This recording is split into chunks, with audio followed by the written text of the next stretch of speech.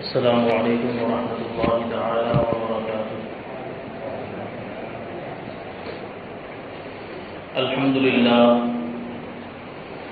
للہ رب العالمین والعاقبۃ للمتقین والصلاة والسلام علی سید الانبیاء والمرسلین وعلی آلہ واصحابہ اجمعین، اما بعد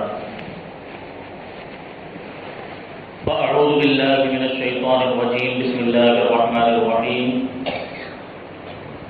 ألا إن أولياء الله لا خوف عليهم ولا هم يحزنون الذين آمنوا وكانوا يتقون۔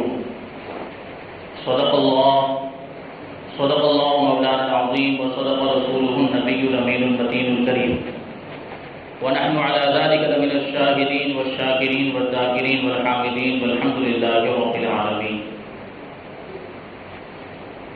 آئیے منورہ سب سے پہلے حضور سرور کائنات، فخر موجودات، باعث تخلیق کائنات احمد مجتبی محمد مصطفیٰ صلی اللہ علیہ وسلم کی بارگاہ بےکس پناہ میں جھوم کر درود و سلام کا نذرانہ عقیدت پیش کریں اور پڑھیں اللہم صلی علی سیدنا و مولانا محمد معلم الجود والکرم وآلہ الکرام وابنہ الکریم وبارک وسلم، صلاۃ و سلام علیک یا رسول اللہ صلی اللہ تعالی علیہ وسلم۔ عزیزان ملت اسلامیہ، یہ مہینہ اسلامی سال کا چھٹا مہینہ ہے جسے جمادی الاخری کہا جاتا ہے۔ آج اس کی 16 تاریخ ہے۔ اسی مہینے کی 10 تاریخ کو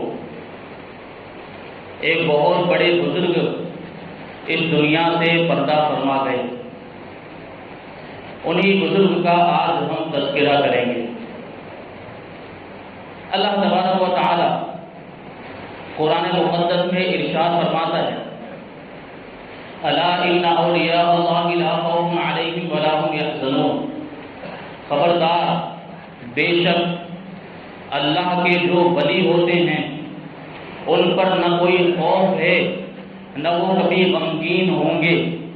اور یہ اللہ کے ولی وہ ہیں جو ایمان لائے ہیں اور اللہ کا خوف اور تقوی اپنے دل کے اندر رکھتے ہیں۔ پرہیزگار جو بندے ہوتے وہ اللہ کے ولی ہوتے ہیں۔ عزیزان ملت اسلامیہ، اس آیت کریمہ کے اندر اللہ تبارک و تعالی اولیاء کرام کی شان بیان کرتا ہے کہ اولیاء کرام کی شان یہ ہے کہ نہ کبھی انہیں کوئی خوف ہوتا ہے، نہ کبھی وہ غمگین ہوتے ہیں، یعنی دنیا کے اندر بھی انہیں کسی چیز کا خوف نہیں ہوتا، وہ کسی چیز سے ڈرتے نہیں، کیونکہ اولیاء کرام کی شان یہ ہوتی ہے کہ وہ اللہ کے خوف کو اپنے دل میں بسا لیتے ہیں۔ اور جب اللہ کے خوف کو اپنے دل میں وہ بسا لیتے ہیں تو پھر دنیا کی کسی چیز سے وہ ڈرتے نہیں، پھر دنیا کی کسی چیز کا خوف ان کے دل میں نہیں ہوتا۔ آج عزیزان ملت اسلامیہ، ہمارا حال اس کا الٹا ہو گیا۔ آج ہم نے خدا سے ڈرنا چھوڑ دیا۔ آج ہمارے دلوں میں خدا کا خوف نہیں ہے تو ہم ہر کسی سے ڈرتے ہوئے نظر آتے ہیں۔ بڑے افسوس کا مقام، حضور حافظ ملت نے بھی ارشاد فرمایا تھا کہ آج مسلمانوں نے خدا سے ڈرنا چھوڑ دیا، اسی لیے ہر کسی سے ڈرتے ہوئے نظر آتے ہیں۔ تو ہمیں ہمارے دل کے اندر خدا کا خوف پیدا کرنا چاہیے کہ جب خدا کا خوف دل کے اندر آ جاتا ہے تو پھر ساری دنیا کا خوف دل سے نکل جایا کرتا ہے۔ یہ اولیاء کرام کی شان ہوتی کہ خدا کا خوف اپنے دل میں بسا لیتے ہیں تو پھر انہیں کسی چیز کا خوف نہیں ہوتا، اور کل قیامت کے دن بھی انہیں کسی چیز کا حزن و ملال نہیں ہوگا، کسی چیز کا غم نہیں ہوگا، کیونکہ ظاہر سی بات یہ پوری زندگی اللہ تبارک و تعالیٰ کی فرما برداری میں گزارتے ہیں، اللہ تبارک و تعالیٰ کی نافرمانی سے بچتے ہوئے گزارتے ہیں، تقویٰ اور پرہیزگاری کی زندگی گزارتے ہیں، تو ظاہر سی بات ہے انہیں کل قیامت کے دن بھی کسی چیز کا خوف نہیں ہوگا، نہ ہی اپنے اعمال کا خوف ہوگا، نہ برائیوں کا خوف ہوگا، نہ بدیوں کا خوف ہوگا، کیونکہ اللہ تبارک و تعالیٰ اولیاء کرام کو گناہوں سے محفوظ رکھتا ہے۔ یہ اولیاء کرام کی شان ہوتی ہے۔ اسی طرح کے ایک ولی کا آج ہم تذکرہ کریں گے، وہ اللہ کے نیک بندے سید محمد عبد الرب سرکار ربانی رضی اللہ تعالیٰ، آج ان کا تذکرہ ہم کریں گے۔ بہت ہی مقدس اور بہت ہی پاکیزہ شخصیت جو سلسلہ ربانیہ جو ہے، یا جو ہم سورت کے اندر جو بہت سارے مریدین آج موجود ہیں، جو ربانی برادران موجود ہیں، یہ سلسلہ کہاں سے چلا ہے؟ تو یہ سرکار ربانی سید محمد عبدالرب رضی اللہ تعالیٰ عنہ کی ذات سے یہ سلسلہ چلا ہے۔ آج انہی کا تذکرہ ہم کرنے کی کوشش کریں گے۔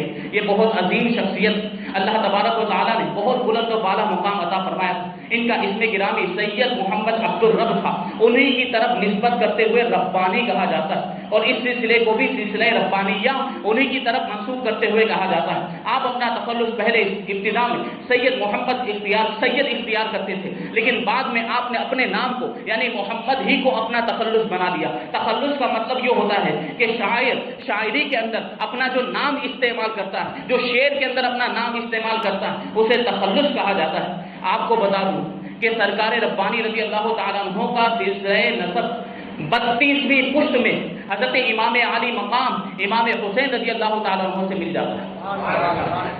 امام علی مقام سے 32ویں پشت میں آپ کا شجرہ نسب مل جاتا ہے، تو اس سے پتا چلا کہ 33ویں پشت میں آپ کا سلسلہ نسب حضور اقدس صلی اللہ علیہ وسلم سے مل جاتا ہے کہ امام علی مقام اور حضور رحمت عالم صلی اللہ علیہ وسلم کے درمیان حضرت علی مرتضیٰ رضی اللہ تعالیٰ عنہ کا واسطہ ہے۔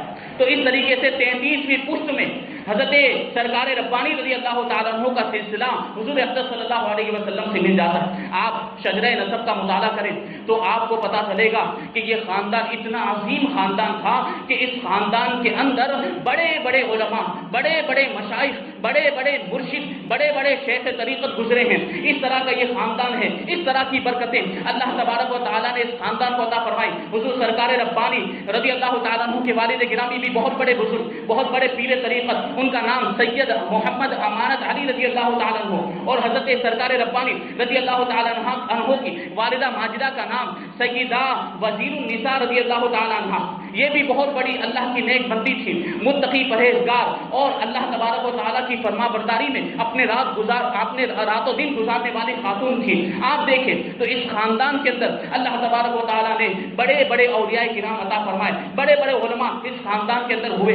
حضرت سید امانت علی رضی اللہ تعالیٰ عنہ، یہ چونکہ سرکار ربانی رضی اللہ تعالیٰ عنہ کے والد گرامی، اس لیے تھوڑا سا ان کا تذکرہ کرتا ہوں۔ ان کی شان دیکھیں آپ کہ جب یہ پیدا ہوئے تو آپ کے والد گرامی نے آپ کا نام سید محمد اور عرف کے لیے امانت علی جو ہے پہچان کے لیے آگے جو ہے بڑھا دیا۔ پھر یہ جو ہے کہ سلسلہ آگے بڑھا۔ ابتدائی تعلیم آپ کے والد گرامی حضرت مفتی سید دائم علی رضی اللہ تعالیٰ عنہ نے آپ کی جو ہے کہ ابتدائی تعلیم خود ہی کی، تربیت بھی آپ نے خود ہی کی، اور پھر اعلیٰ تعلیم کے لیے اپنے جو دیرینہ دوست تھے، آپ کے ایک بہت ہی جگری دوست تھے حضرت علامہ قاری عبدالرحمن محدث پانی پتی رضی اللہ تعالیٰ عنہ، ان کے پاس آپ سرکار ربانی کے والد گرامی حضرت سید محمد امانت علی رضی اللہ تعالیٰ عنہ کو لے کر گئے تعلیم کے لیے، اعلیٰ تعلیم کے لیے اور درس حدیث کے لیے۔ حضرت علامہ عبدالرحمن محدث پانی پتی یہ بہت بڑے محدث تھے، بہت بڑے عالم تھے۔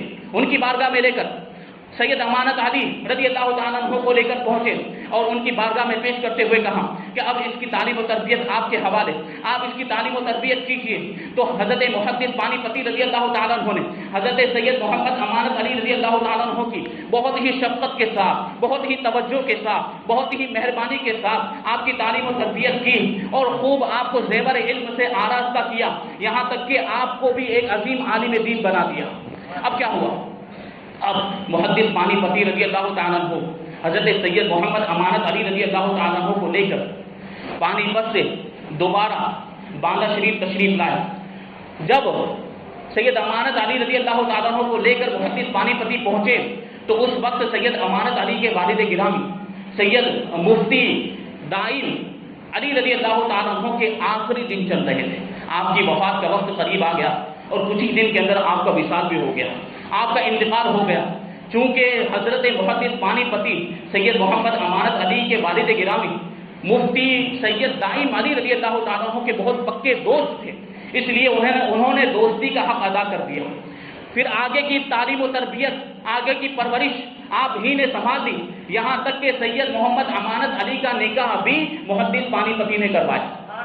باندہ شریف کے اندر ایک سادات بزرگ گھرانہ رہتا تھا، وہیں کی ایک نیک خاتون، انتہائی پارسا پرہیزگار اللہ کی نیک بندی حضرت سیدہ وزیر النساء رضی اللہ تعالیٰ عنہ کے ساتھ حضرت سید محمد امانت علی رضی اللہ تعالیٰ عنہ کا نکاح ہو گیا۔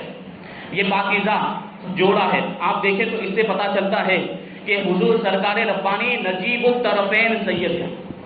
نجیب الطرفین کا مطلب کیا ہوتا ہے؟ نجیب الطرفین کا مطلب یہ ہوتا ہے کہ ماں بھی سید اور باپ بھی سید. تو سرکار ربانی کے والد گرامی تو سید تھے ہی، آپ کی والدہ ماجدہ سیدہ وزیر النساء بھی سیدہ تھی.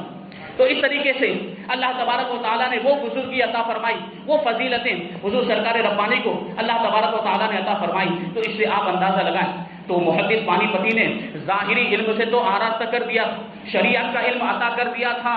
اب باطنی علم، جو باطنی علم حاصل کرنا باقی تھا، روحانی علم حاصل کرنا باقی تھا. روحانی علم کی تلاش میں نکلے، شیخ طریقت کی تلاش میں نکلے، پیر و مرشد کی تلاش میں نکلے. تو اس وقت بہت ہی مشہور سلسلہ چشتیہ کے مشہور و معروف بزرگ اور خانوادہ صفی پور کے مایہ ناز پیر طریقت حضرت علامہ اللہ چشتی رضی اللہ تعالیٰ عنہ کی بارگاہ میں پہنچے. ان کی بارگاہ میں پہنچنے کے بعد ان کے ہاتھ میں اپنا ہاتھ دے کر مرید ہو گئے. اب ان کی بارگاہ میں رہ کر آپ نے جو ہے کہ فیض حاصل کرنا شروع کیا، روحانی علم حاصل کرنا شروع کیا، باطنی علم حاصل کرنا شروع کیا، اپنے باطن کو سنوارنا، اپنے دل کو سنوارنا شروع کیا. اب بہت زیادہ جو ہے کہ دنوں تک وہاں پر رہے، لیکن یہ علم کی جو پیاس تھی وہ بجھتی نہیں تھی، یہ تشنگی بجھتی نہیں تھی. تو دوبارہ حضرت محدث پانی پتی رضی اللہ تعالیٰ عنہ کی بارگاہ میں پہنچتے ہیں، محدث پانی پتی کی بارگاہ میں پہنچتے اور عرض کرتے ہیں کہ پہلے علم شریعت حاصل کرنے کے لیے آیا تھا، لیکن اب علم طریقت حاصل کرنے کے لیے آیا.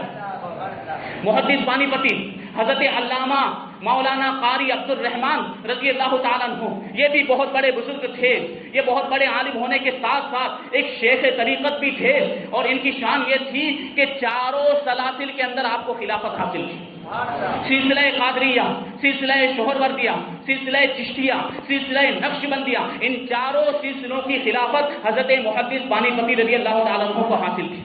تو حضرت سید امانت علی رضی اللہ تعالیٰ عنہ محدث پانی پتی کی بارگاہ میں حاضر ہوئے اور عرض کرنے لگے کہ پہلے عالم بننے آیا تھا، اب اپنی روحانی زندگی سنوارنے کے لیے آیا ہوں، اب روحانی تربیت حاصل کرنے کے لیے آیا ہوں. پہلے علم شریعت حاصل کرنے کے لیے آیا تھا، اب علم طریقت حاصل کرنے کے لیے آیا ہوں، لہٰذا مجھے علم طریقت کے زیور سے آراستہ فرما دیجئے. حضرت محدث پانی پتی رضی اللہ تعالیٰ عنہ کو اگرچہ چاروں سلاسل کی خلافت حاصل تھی، لیکن سلسلہ قادریہ کا رنگ آپ کے اوپر بہت زیادہ چڑھا ہوا تھا. اس لیے آپ نے سلسلہ قادریہ کے اوراد و وظائف کے مطابق، اس کے طریقے کے مطابق حضرت سید محمد امانت علی رضی اللہ تعالیٰ عنہ کی تربیت فرمائی، ان کی روحانی تربیت فرمائی، ان کو اپنی بارگاہ میں رکھا. کئی دنوں تک آپ حضرت سید محمد امانت علی رضی اللہ تعالیٰ عنہ محدث پانی پتی رضی اللہ تعالیٰ عنہ کی بارگاہ میں رہے اور خوب فیض حاصل کیا، خوب آپ نے جو ہے کہ روحانی تعلیم حاصل کی. اس طریقے سے اللہ تبارک و تعالیٰ نے آپ کو ایک کامل شیخ اور پیر کی حیثیت عطا فرما دی. اب آپ دیکھیں تو آپ تعلیم جو ہے کہ تبلیغ کے میدان کے اندر تشریف لائے، دعوت و تبلیغ کے میدان میں تشریف لائے، اور پیر و مرشد کی اجازت سے آپ نے دورے کرنے شروع کیے. جگہ جگہ پر آپ کے وعظ ہونے لگے، آپ کی تقریریں ہونے لگی، آپ کے خطبات ہونے لگے. اسی سلسلے میں آپ جو ہے کہ ٹیکم گڑھ، یہ ایک جگہ کا نام ہے، ایک ریاست، وہاں پر آپ قیام کیے ہوئے تھے، وہاں پر آپ موجود تھے. اور وہیں کے قیام کے دوران وہاں پر جب آپ رکے ہوئے تھے، اسی زمانے میں وہیں پر آپ کے صاحبزادے جن کا ہم تذکرہ کر رہے ہیں سید محمد عبد الرب سرکار ربانی رضی اللہ تعالیٰ عنہ کی ولادت ہوئی. اور وہ سال تھا 1293 ہجری کے اندر سرکار ربانی رضی اللہ تعالیٰ عنہ کی ولادت ریاست ٹیکم گڑھ کے اندر ہوئی. اب آپ دیکھیں سرکار ربانی رضی اللہ تعالیٰ عنہ دنیا میں تشریف لاتے، جب سن شعور کو پہنچتے، بولنا شروع کرتے، بسم اللہ تعمیر ہوتی، تعلیم و تربیت کا سلسلہ شروع ہوتا ہے. سب سے پہلے آپ کے والد گرامی سید محمد امانت علی رضی اللہ تعالیٰ عنہ نے آپ کو تعلیم و تربیت دینا شروع کیا. ابتدائی تعلیم آپ نے اپنے والد گرامی سید محمد امانت علی کی بارگاہ میں رہ کر حاصل کی، لیکن اعلیٰ تعلیم کے لیے اور درس حدیث کے لیے آپ کے والد گرامی اپنے صاحبزادے کو یعنی حضور سرکار ربانی کو لے کر محدث پانی پتی کی بارگاہ میں پہنچے. خود جنہوں نے یعنی سرکار ربانی کے والد گرامی نے خود جن کی بارگاہ سے علم طریقت بھی حاصل کیا تھا اور علم شریعت بھی حاصل کیا تھا، اپنے صاحبزادے کو لے کر انہیں کی بارگاہ میں پہنچ گئے. اور اب پہنچنے کے بعد کہتے ہیں کہ ایک سید اپنے سید بیٹے کو لے کر آیا ہے. اب آپ کی ذمہ داری ہے کہ اس کی روحانی تربیت بھی فرمائیں اور ظاہری تربیت بھی فرمائیں۔ یہ جو میرا بیٹا ہے یہ ابھی ابتدائی تعلیم حاصل کر رہا، آپ اس کو انتہا تک پہنچا دیں، آپ اس کو مکمل فرما دیں، آپ اس کو جو ہے کہ کمال تک پہنچا دیں۔ اب ظاہر سی بات ہے کہ چہیتا شاگرد، چہیتا مرید اپنے بیٹے کو لے کر آیا تھا، وہ بھی سادات گھرانے سے تعلق رکھتا تھا، تو کیسے منع کر سکتے تھے؟ آپ راضی ہو گئے، انتہائی شفقت، انتہائی محبت کے ساتھ آپ نے حضرت سرکار ربانی رضی اللہ تعالیٰ عنہ کی تعلیم و تربیت شروع کر دی، اور بہت ہی توجہ کے ساتھ، بہت ہی مہربانی کے ساتھ آپ نے ان کی تربیت فرمائی۔ کس طریقے سے تربیت فرماتے تھے آپ دیکھیں، حضرت سید غازی ربانی صاحب ایک واقعہ بیان کرتے ہیں کہ میں نے خود حضور سرکار ربانی رضی اللہ تعالیٰ عنہ کو فرماتے ہوئے سنا کہ ایک مرتبہ جب میں اپنے والد گرامی یعنی سید محمد امانت علی کے ساتھ پانی پت سے فتح پور کے لیے واپس روانہ ہو رہا تھا، تو سامان لے کر ہم لوگ اسٹیشن پہ پہنچ گئے۔ سامان کو اسٹیشن پہنچانے میں اپنے استاد گرامی کی آخری الوداعی قدم بوسی کرنا بھول گیا۔ اسٹیشن پہ پہنچ گئے، اسٹیشن پہ پہنچنے کے بعد پتا چلا کہ ابھی ٹرین کو آنے میں بہت وقت باقی ہے، ابھی گاڑی کو آنے میں بہت ٹائم باقی۔ میں اپنے والد گرامی کی بارگاہ میں پہنچا اور عرض کیا کہ میں سامان پہنچانے کے چکر میں استاد گرامی کی آخری قدم بوسی کرنا بھول گیا ہوں۔ تو آپ کے والد گرامی نے ارشاد فرمایا کہ فوراً تیزی کے ساتھ جاؤ اور قدم بوسی کر کے واپس آ جاؤ۔ تو سید محمد امانت علی نے یہ حکم دیا، اس حکم کی تعمیل کرتے ہوئے حضور سرکار ربانی رضی اللہ تعالیٰ عنہ فوراً وہاں سے واپس ہوئے، اپنے استاد گرامی محدث پانی پتی رضی اللہ تعالیٰ عنہ کی بارگاہ میں پہنچے۔ محدث پانی پتی رضی اللہ تعالیٰ عنہ جب حضور سرکار ربانی کو دیکھا تو کہا کہ بیٹے کیسے واپس آ گئے، یہ واپس آنے کی وجہ کیا ہے؟ تم تو روانہ ہو رہے تھے۔ تو عرض کیا کہ آپ کی آخری قدم بوسی رہ گئی تھی، میں بھول گیا تھا قدم بوسی کرنا، تو واپس قدم بوسی کرنے کے لیے آیا ہوں اور قدم بوسی کی۔ تو اس وقت جو تھا وہ گرمی کا بہت سخت موسم، بہت سخت گرمی تھی، اور حضور سرکار ربانی کہتے ہیں کہ میرے چہرے پر پسینہ بہہ رہا تھا، میں پسینے سے شرابور ہو گیا تھا۔ تو جب میرے استاد گرامی نے میری یہ حالت دیکھی تو بہت خوش ہوئے، اور خوش ہو کر میرے سر پر ہاتھ پھیرتے ہوئے ارشاد فرمایا کہ جاؤ، اللہ تبارک و تعالیٰ تم کو اور تمہاری اولاد کو اپنے فضل و کرم سے نوازے اور تمہیں دنیا اور آخرت کی بھلائی عطا فرمائے۔ یہ دعا حضور سرکار ربانی کے استاد گرامی نے حضور سرکار ربانی کو عطا فرمائی، اور یہ دعا ایسی مقبول ہوئی کہ آج بھی ان کی اولاد اللہ تبارک و تعالیٰ کا فضل و کرم پا رہی ہے، اور دنیا کے اندر بھی سرخرو ہے، اور ہمیں امید ہے کہ انشاءاللہ آخرت میں بھی سرخرو ہوگی۔ یہ سرکار ربانی کو ان کے استاد گرامی نے یہ دعا عطا فرمائی۔ تو آپ دیکھیں اس طریقے سے حضور سرکار ربانی رضی اللہ تعالیٰ عنہ اپنے استاد گرامی کی بارگاہ میں رہتے تھے۔ ایک واقعہ بیان کرتے ہیں کہ میں اپنے استاد کی بہت خدمت کیا کرتا تھا، جب بھی پانی کی ضرورت ہوتی تو میں پانی لے کر آتا، وضو کی ضرورت پیش آتی تو وضو کے لیے پانی لے کر آتا، نماز پڑھنے کے لیے کھڑے ہوتے تو میں مصلی بچھا دیا کرتا تھا، تہجد کے وقت بھی میں رات میں انتظار کرتا رہتا کہ کب میرے استاد گرامی اب تہجد کے لیے بیدار ہوں اور میں ان کے لیے پانی کا انتظام کروں، ان کے لیے مصلی بچھاؤں۔ اس طریقے سے جب سفر کے اندر بھی جایا کرتے تھے تو سفر میں ان کا سامان اپنے سر پہ اٹھا کر چلا کرتا تھا، اور کبھی بھی دوبارہ کہنے کی ضرورت پیش نہیں آتی تھی۔ اس طریقے سے میں اپنے استاد گرامی کی خدمت کیا کرتا تھا، یہاں تک کہ میں رات کو جب میرے استاد گرامی سو جایا کرتے تھے تو میں ان کے پلنگ کے نیچے اپنا بستر لگا کے سویا کرتا تھا، تاکہ کبھی بھی رات میں میری ضرورت پیش آئے تو میں فوراً اٹھ کر اپنے استاد گرامی کی خدمت کر سکوں۔ اس طریقے سے حضور سرکار ربانی اپنے استاد کا ادب کیا کرتے تھے اور اپنے استاد کی ایسی خدمت کیا کرتے تھے۔ بیان کرتے ہیں کہ ایک مرتبہ اسی طریقے سے رات میں سو رہا تھا، اپنے استاد گرامی کے پلنگ کے نیچے بستر بچھا کے میں سو رہا تھا کہ اچانک مجھے محسوس ہوا کہ کسی چیز نے میرے دونوں کانوں کو بند کر دیا ہے، کسی چیز کی وجہ سے میرے دونوں کان بند ہو گئے، اور وہ حقیقت میں ایک سانپ تھا۔ وہ سانپ میرے کانوں کے ارد گرد لپٹ گیا تھا، اور اس کی وجہ سے، اس کی پکڑ سخت ہونے کی وجہ سے میرے دونوں کان بند ہو گئے۔ تو میری آنکھ کھل گئی، اور میں نے سوچا کہ شاید میرے استاد گرامی نے آواز دی ہوگی، اس آواز کو سن کر میری آنکھ نہیں کھلی، اس لیے میرے استاد یہ گوش مالی فرما رہے ہیں، یعنی ہم کسی کو سزا دینے کے لیے کان مروڑتے ہیں، تو ہو سکتا ہے میرے استاد گرامی میرے کانوں کو مروڑ رہے ہیں، اس لیے میرے کان بند ہو گئے۔ تو میں فوراً آنکھ میری آنکھ کھل گئی اور میں فوراً کہنے لگا کہ استاد گرامی حضور میں حاضر ہوں، میں بیدار ہو گیا، میں سویا ہوا نہیں ہوں۔ اب استاد گرامی اس وقت تو سو رہے تھے، اب وہ اٹھے، حضور سرکار ربانی کی یہ آواز سن کر اٹھے اور کہنے لگے کہ میں نے تو تمہیں پکارا نہیں، میں نے تو تمہیں نہیں بلایا ہے، تم کس سے کہہ رہے ہو کہ میں حاضر ہوں، میں بیدار ہو گیا؟ تو حضور سرکار ربانی عرض کرتے ہیں کہ آپ پہلے میرے کانوں کو چھوڑیں، آپ گوش مالی کرنا یہ چھوڑ دیں، اس کے بعد میں آگے کا واقعہ بیان کروں۔ تو حضور سرکار ربانی کے استاد گرامی نے دیکھا کہ آپ کے کانوں کے ارد گرد ایک سانپ لپٹا ہوا تھا، تو آپ نے فوراً الا اللہ کہتے ہوئے اس سانپ کو الگ کیا، دور کیا، اور آپ کی اس طریقے سے خدمت کو دیکھ کر بہت زیادہ خوش ہوئے، بہت زیادہ مسرور ہوئے، اور حضور سرکار ربانی کے سر پر ہاتھ رکھ کے دعا فرمائی اور ارشاد فرماتے ہیں کہ جاؤ، اللہ تبارک و تعالی ہمیشہ تمہیں اپنی مرضیات میں رکھے۔ یہ مرضیات کا مطلب کیا ہوتا ہے؟ مرضیات کا مطلب وہ ہوتا ہے کہ وہ سارے کام جن کے اندر اللہ تبارک و تعالیٰ کی رضا اور خوشنودی ہو۔ تو اس دعا کا مطلب یہ ہوا کہ جاؤ، اللہ تبارک و تعالیٰ تمہیں ہمیشہ اپنی رضا اور اپنی خوشنودی کے اندر رکھیں۔ اب یہ ہوا، حضور سرکار ربانی خود فرماتے ہیں کہ اس دعا کا اس وقت مجھے اتنا احساس نہیں ہوا، لیکن جب کہ میں بڑھاپے کی منزل میں پہنچ گیا، 80 سال عمر ہو چکی ہے، اب مجھے احساس ہوتا ہے کہ میرے استاد گرامی نے جو مجھے دعا دی تھی وہ کتنی عظیم تھی اور میری پوری زندگی کا حاصل تھی۔ یہ دعا حضور سرکار ربانی رضی اللہ تعالیٰ عنہ کے استاد گرامی نے آپ کو عطا فرمائی۔ اب حضور سرکار ربانی رضی اللہ تعالیٰ عنہ جوانی کے عالم میں پہنچتے ہیں، شباب کا عالم، 18 سال کی عمر ہو گئی، تو بڑے بڑے امیروں، بڑے بڑے عزت والوں، بڑے بڑے شرافت والے خاندانوں سے رشتے آنے شروع ہو گئے۔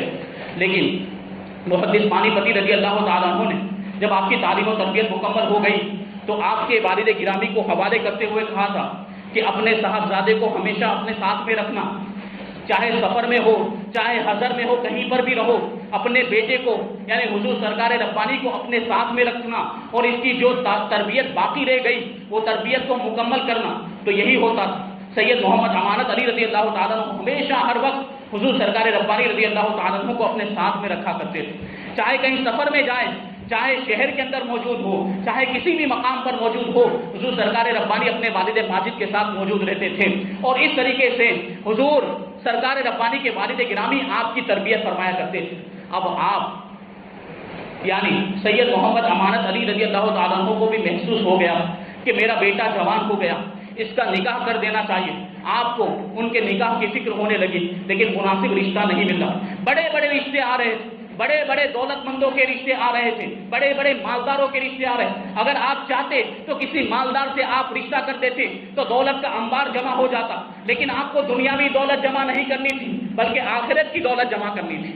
اس لیے ایسا رشتہ ڈھونڈ رہے تھے، ایسی لڑکی ڈھونڈ رہے تھے جو انتہائی متقی، پرہیزگار، پاکیزہ، پارسا اور نیک سیرت ہو، ایسی لڑکی کی تلاش میں تھے۔ آپ کو معلوم ہونا چاہیے کہ جبل پور جو ایم پی کے اندر موجود ہے، وہاں حضرت سید محمد امانت علی رضی اللہ تعالیٰ عنہ کے سینکڑوں مریدین موجود تھے۔ جبل پور کے دورے پر آپ وہاں پہنچے تو آپ کو وہاں پر آپ کے ایک مرید تھے سید محمد وزیر علی رضی رحمۃ اللہ علیہ، یہ آپ کے مرید وہاں پر موجود تھے۔ ان کی ایک صاحبزادی وہ انتہائی متقی اور پرہیزگار نیک خاتون تھی۔ تو سرکار ربانی رضی اللہ تعالیٰ عنہ کے والد گرامی کو وہ لڑکی پسند آئی اپنے بچے کے لیے، یعنی حضور سرکار ربانی کے لیے یہ رشتہ پسند آیا۔ آپ نے اس کا تذکرہ سید محمد وزیر علی سے کیا کہ آپ اپنے بیٹے کا نکاح آپ کی لڑکی سے کرنا چاہتے ہیں۔ تو وہ تو مرید تھے، سید محمد وزیر علی فوراً پیر و مرشد کی بارگاہ میں پہنچے اور کہنے لگے کہ اس سے بڑھ کر خوش نصیبی کی بات کیا ہو سکتی ہے کہ میری بیٹی کا نکاح آپ کے صاحبزادے سے ہو جائے۔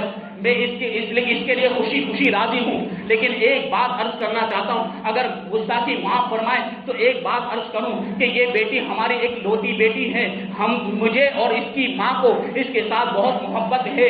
ظاہر سی بات ہے کہ جب اس کا نکاح ہو جائے گا تو آپ کا جو وطن ہے وہ فتح پور ہے اور آپ کا آبائی وطن یہ باندہ ہے، یا تو آپ فتح پور لے کر چلے جائیں گے یا باندہ لے کر چلے جائیں گے، تو میری بیوی کو خاص طور پر اس میری بچی کی جدائی برداشت نہیں ہوگی، اس کے اوپر اس کی جدائی بہت گراں گزرے گی۔ اس لیے آپ کی بارگاہ میں گزارش ہے کہ شادی کے بعد اس کو یہیں پر رہنے دیا جائے اور حضور سرکار ربانی کا بھی انتظام یہیں پر ٹھہرنے کا کر دیا جائے۔ تو اب دیکھیں حضور سرکار ربانی رضی اللہ تعالیٰ عنہ کے والد گرامی اس بات کے لیے راضی ہو جاتے ہیں. اب ہوتا کیا, رشتہ پکا ہو گیا, رشتہ ہو گیا. اب رشتہ ہونے کے بعد سرکار ربانی کے والد گرامی حضرت سید محمد امانت علی رضی اللہ تعالیٰ عنہ نے اپنے مریدوں کو جمع کیا اور آپ کی جبل پور کے اندر جو قیام گاہ تھی, چھوٹے میاں تلیا جبل پور کے اندر یہ قیام گاہ آپ کی موجود تھی. اسی علاقے کے اندر آپ نے ایک مسجد کی تعمیر شروع کروا دی اور ارشاد فرمایا کہ اپنے بیٹے کی خانہ آبادی کے لیے میں اللہ کے گھر کی تعمیر سے شروعات کر رہا ہوں. یعنی میرے بیٹے کی شادی ہونے والی ہے, اس کے لیے میں شروعات کس طریقے سے کر رہا ہوں, تو خدا کے گھر کو تعمیر کر کے اس کی شروعات کر رہا ہوں تاکہ اللہ تبارک و تعالی اس کو اور اس کی اولاد کو خدا کے گھر کو آباد کرنے کی توفیق عطا فرمائے. اس طریقے سے شروعات ہوئی. آپ دیکھیں کہ کتنا بہترین طریقہ اختیار کیا کہ اللہ تبارک و تعالی ایسا جو ہے کہ طریقہ ہر کسی کو اختیار کرنے کی توفیق عطا فرمائے. اب ہوا یہ کہ شادی کا وقت قریب آ گیا. جب آپ کی شادی ہوئی تو آپ کی عمر 19 یا 20 سال کے قریب تھی, اور جب شادی ہوئی اس وقت اس مسجد کی تعمیر بھی مکمل ہو گئی اور اسی مسجد کے اندر آپ کا نکاح بھی پڑھا گیا. مسجد کی تعمیر بھی مکمل ہوئی اور یہ شادی بھی عمل میں آئی. ان دونوں خوشیوں کے بدلے میں اسی رات کو محفل میلاد منعقد کی گئی. محفل میلاد ہوئی, صلاۃ و سلام پر اس کا اختتام ہوا. وہاں پر جتنے بھی مرید تھے ان کو دو خوشیاں حاصل ہوئی, ایک مسجد کے تعمیر ہونے کی خوشی اور ایک اپنے پیر و مرشد کے صاحبزادے کی شادی کی خوشی. شادی ہونے کے بعد آپ ایک عرصے تک جبل پور کے اندر رہے. پھر آپ کے تبلیغی دورے شروع ہو گئے. بہت زیادہ تفصیل ہے, بہت زیادہ واقعات. یہ تو ابھی شروعات تھی, ابتدائی حالات تھے کہ وقت تمام ہوا اور مدح ابھی باقی ہے. ایک سفینہ چاہیے اس بحر بے قرار کے لیے, ایک بہت لمبا وقت چاہیے اور ایک بہت زیادہ جو ہے کہ اس کے لیے تفصیلی گفتگو کا وقت درکار ہے, اور یہاں پر وقت اتنا زیادہ ہمیں دستیاب نہیں. اللہ تبارک و تعالیٰ توفیق عطا فرمائے تو انشاءاللہ پھر کبھی اس تعلق سے گفتگو کرنے کی کوشش کریں گے. اللہ تبارک و تعالیٰ ہم سب کو اولیاء کرام کی زندگی پر عمل کرنے کی توفیق عطا فرمائے اور ان کے نقش قدم پر چلتے ہوئے دین کی خدمت کرنے کی توفیق عطا فرمائے. وما علینا الا البلاغ. السلام علیکم.